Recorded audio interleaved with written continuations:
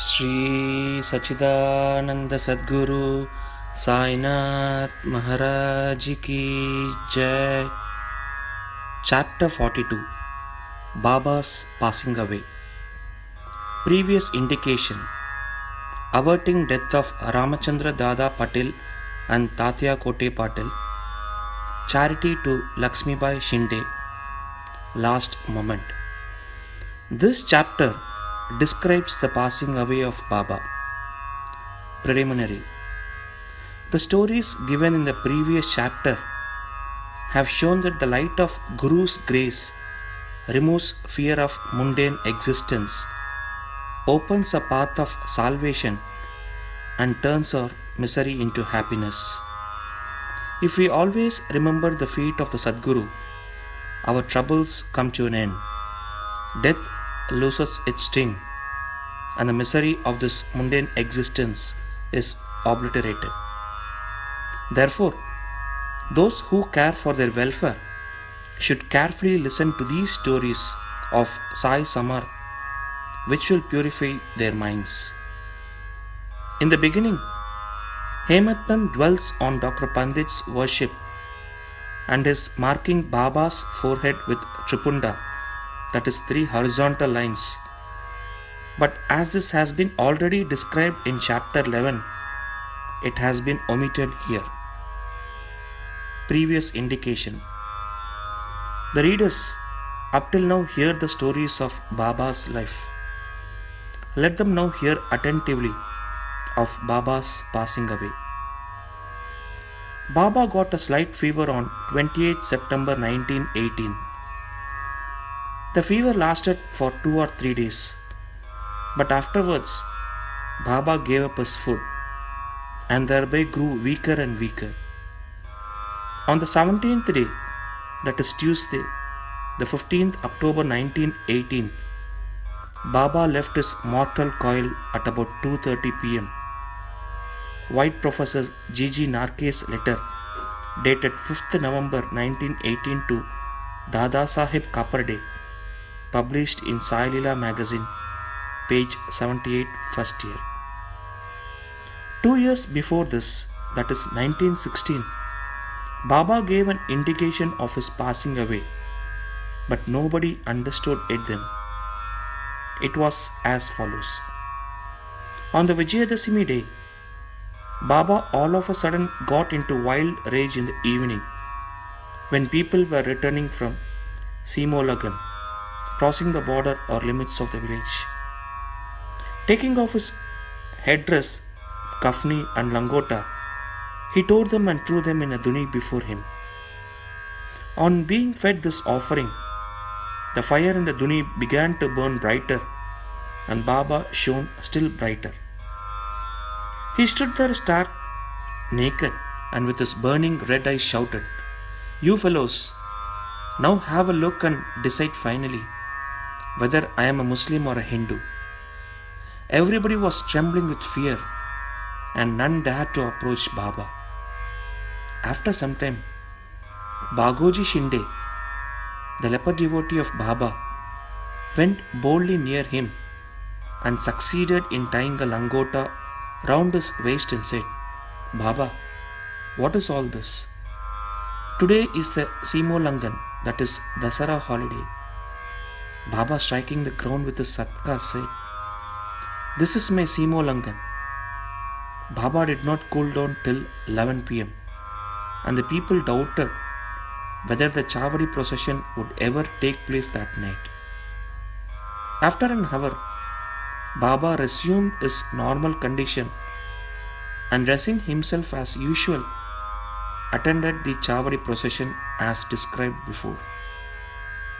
By this incident, Baba gave a suggestion that Dasara was a proper time for him to cross the border of life, but none understood its meaning then. Baba gave another indication as follows. Averting death of Ramachandra and Tatya Patil. Sometime after this, Ramachandra Patil became seriously ill. He suffered a lot. He tried all remedies, but finding no relief, despaired of his life and was waiting for the last moment. Then, one midnight, Baba suddenly stood near his bed. Patil held his feet and said, I have lost all hopes of life. Please tell me definitely when I shall die. Merciful Baba said, Don't be anxious. Your hundi, that is, death warrant, has been withdrawn and you will soon recover. But I am afraid of Tatya Patil. He will pass away on Vijayadashmi of Shaka 1840, that is 1918. Do not divulge this to anybody nor to him, for he will be terribly frightened. Ramachandra Dada got well, but he felt nervous about Tatya's life, for he knew that Baba's word was unalterable and that Tatya would breathe his last within 2 years. He kept the secret, told it to none but to Bala Shimpi, a tailor. Only these two persons, Ramachandra Dada and Bala Shimpi, were in fear and suspense regarding Tatya's life. Ramachandra Dada soon left his bed and was on his legs. Time passed quickly. The month of Bhadrapat of Shaka 1840, that is 1918, was ending and Ashwin was approaching. True to Baba's word, Tatya fell sick and was bedridden, and so he could not come for Baba's darshan. Baba was also down with fever. Tatya had full faith in Baba. Tatya's illness began to grow from bad to worse, and he could not move at all, but always remembered Baba. The predicament of Baba began to grow equally worse. The day predicted, that is, Vijayadashmi, was impending, and both Ramachandra Dada and Bala Shimpi were terribly frightened about Tatya, and their bodies trembling and perspiring with fear, thought that, as predicted by Baba, Tatya's end was near. Vijayadashmi dawned, and Tatya's pulse began to beat very slow, and he was expected to pass away shortly. But a curious thing happened. Tatya remained. His death was averted, and Baba passed away instead. It seemed as if there was an exchange. People said that Baba gave up his life for Tatya. Why he did so, he alone knows, as his ways are inscrutable. It seems, however, that in this incident, Baba gave a hint of passing away, substituting Tatya's name for his own. Next morning, that is 16th October, Baba appeared to Dasganu at Pandarpur in his dream and said to him, The masjid collapsed. All the oilmen and grocers of Shirdi harassed me a lot, so I leave the place. I therefore came to inform you here. Go there quickly and cover me with bakkal flowers. Dasganu got the information also from Shirdi letters. So he came to Shirdi with his disciples and started bhajan and kirtan and sang the Lord's name throughout the day before Baba's samadhi. Himself weaving a beautiful garland of Lord's Hari's name, he placed it on Baba's samadhi and gave a mass feeding in Baba's name. Charity to Lakshmi Bai. Dasara or Vijayadashmi is regarded by all the Hindus as the most auspicious time, and it is befitting that Baba should choose his time for his crossing the borderline. He was ailing some days before this, but he was ever conscious internally. Just before the last moment, he sat up without anybody's aid and looked better. People thought that the danger had passed off and he was getting well. He knew that he was to pass away soon, and therefore he wanted to give some money as charity to Lakshmi Bai Shinde. Baba pervading all creatures. This Lakshmi Bai Shinde was a good and well to do woman. She was serving in the masjid day and night. Except Bhagat Mahalsapati, Tatya, and Lakshmi Bai, none was allowed to step in the masjid at night. Once, while Baba was sitting in the masjid with Tatya in the evening, Lakshmi Bai came and saluted Baba. Baba said to her, "Oh Lakshmi, I am very hungry." Off she went saying, "Baba, wait a bit. I return immediately with bread." She did return with bread and vegetables and placed the same before Baba. He took it and gave it to a dog. Lakshmi Bai then asked, "What is this, Baba?"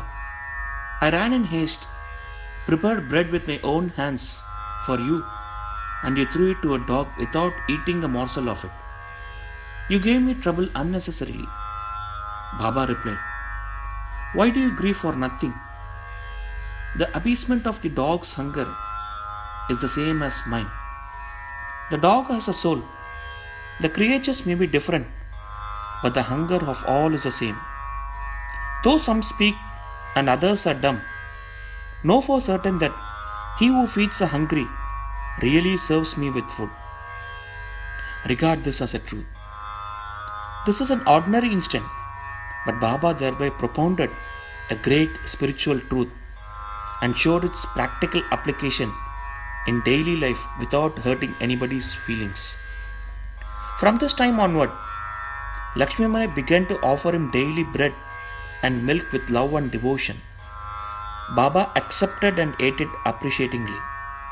He took a part of this and sent the remainder through Lakshmi Bai to Radha Krishna Mai, who always relished and ate Baba's remnant prasad. This bread story should not be considered as a digression. It shows how Sai Baba pervaded all creatures and transcended them. He is omnipresent, birthless, deathless, and immortal. Baba remembered Lakshmi Bai's service. How could he forget her? Just before leaving his body, he put his hand in his pocket and gave her rupees 5 and then rupees 4, in all rupees 9. This figure 9 is indicative of the 9 types of devotion described in chapter 21, or it may be the dakshina offered at the time of Simolangan. Lakshmi Bai was a well-to-do woman, and so she was not in want of any money.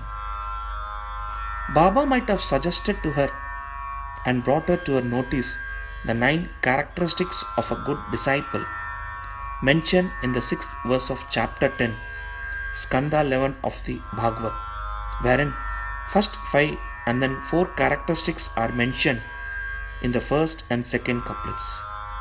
Baba's this gift of 9 she will remember ever. Being so watchful and conscious, he ordered them all to clear off.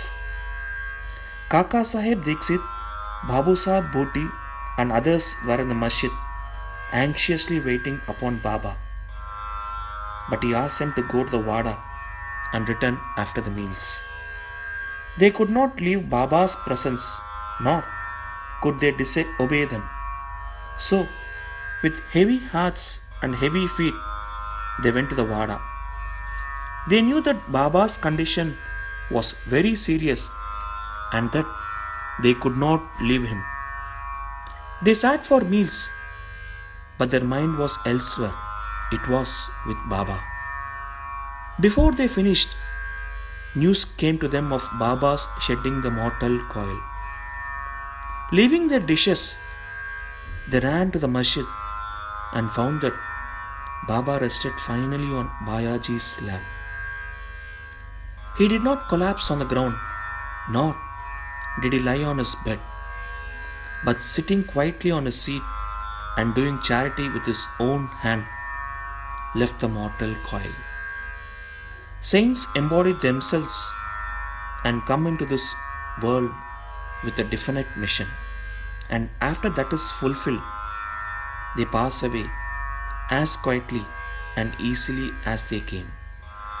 Bow to Sri Sai. Peace be to all. Shri Sachidananda Sadguru Sainath Maharaj ki Jai.